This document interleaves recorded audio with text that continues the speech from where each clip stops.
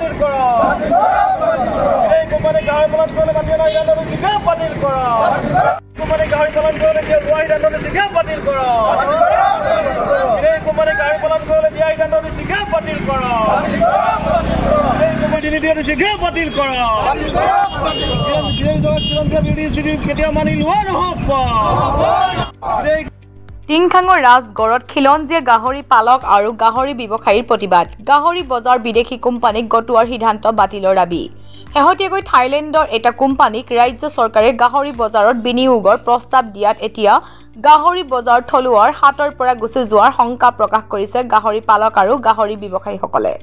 গাহৰি বজাৰ বিদেশী কোম্পানীক গটোৱাৰ সিদ্ধান্ত বাতিলৰ দাবীত মঙ্গলবাৰে টিংখাঙৰ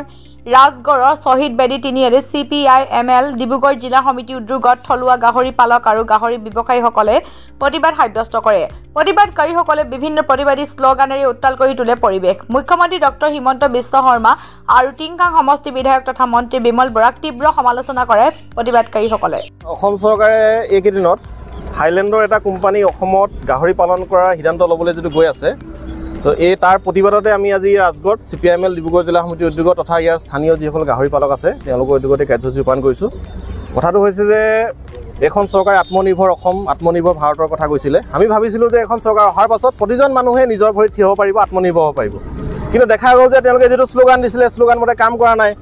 আজি কিছু বছৰ আগতে অসমত এফালৰ পৰা আফ্ৰিকান সোয়াইন ফিভাৰে গাহৰি মাৰি শেষ কৰি পেলালে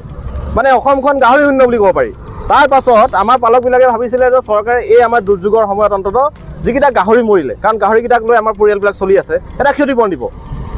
কিন্তু তেওঁলোকে ক্ষতিপূৰণ দিয়া দূৰৰে কথা তাৰ পাছত আমাৰ পালকসকলে হতাশ নহৈ নিজে লাহে লাহে এটা দুটাৰ পৰা গাহৰি পুৰিবলৈ আৰম্ভ কৰি আজি অসমৰ লগতে সমগ্ৰ উত্তৰ পূৰ্বাঞ্চলৰ গাহৰি যিখন বজাৰ চাহিদা পূৰণ কৰি আহিছিলে এখন চৰকাৰে কোনো ধৰণৰ সহায় নকৰিলে গাহৰি পালকসকলে নিজে নিজৰ প্ৰচেষ্টাত এই অৱস্থাত উপনীত হৈছে তেনেকুৱা অৱস্থাত তেওঁলোকে এতিয়া কৈ আছে যে থাইলেণ্ডৰ এটা কোম্পানী তেওঁলোকে মাতি আনি ইয়াত গাহৰি পালন কৰিবলৈ দিব আৰু এইটো হৈছে যে আমাৰ গোটেই গাহৰি পালকখিনিক পেটে ভাতে মাৰিব ইয়াৰ আগতে আমাৰ ব্ৰইলাৰ যিসকল পালক আছিলে তেওঁলোকৰ অৱস্থা খতম এতিয়া অসমত যোৱা কাগজ কল আছিলে আমাৰ মানে অন্তত বাঁহ বিক্ৰী কৰি চলি আছিলে এতিয়া বাঁহ বিক্ৰী কৰি জেগা নাইকিয়া হৈ থাকিলে আপোনাৰ গু মাতা কৈ তেওঁলোকে যিখন আইন আনিলে আমাৰ মানে গৰু এটা পুহি খাব নোৱাৰা হৈ থাকিলে আমাৰ এতিয়া উদ্যোগ মন্ত্ৰী আমাৰ এই সমষ্টিৰ হৈছে উদ্যোগ মন্ত্ৰী বিমল বৰা আৰু তেওঁ আমি আশা কৰিছিলোঁ যে বিমল বৰাই অন্তত উদ্যোগ মন্ত্ৰী দায়িত্ব লোৱাৰ পিছত ইণ্ডাষ্ট্ৰী হ'ব ইণ্ডাষ্ট্ৰীও তেওঁলোকে নকৰিলে কোনো সংস্থাপন নাই একোটো নকৰিলে বৰং যেনে তেনে আমি খাই বৈ আছিলোঁ গাহৰিকেইটা এই গাহৰিকেইটাও তেওঁলোকে আমাক পোহাটো বন্ধ কৰিবলৈ গৈ আছে মানে আমি সুধিব বিচাৰিছোঁ মানে আপোনালোকে অকল 5 কেজি চাউল দিব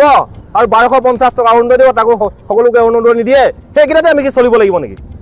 মানে আপোনালোকৰ উদ্দেশ্য হৈছে আমি সস্তীয়া লেবাৰ কৰিব লাগে নেকি মানে আমি নিজাকৈ একো নকৰিম আৰু আপোনালোকে যি ক'ব সস্তীয়া লেবাৰ কৰিব লাগিব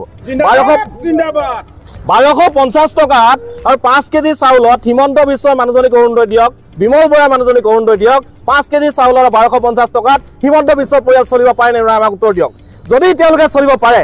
তেওঁলোকে মুখ্যমন্ত্ৰী দৰমহা বাদ দিয়ক আমাৰ উদ্যোগ মন্ত্ৰী দৰমহা বাদ দিয়ক নিজৰ মানুহজনীক 1250 টকা দিয়ক আৰু 5 কেজি চাউল দিয়ক আৰু তেওঁলোকে যদি চলিব পাৰে তেনেহ'লে আমাৰ গাহৰি পালন বন্ধ কৰিলে আমাৰ আপত্তি নাই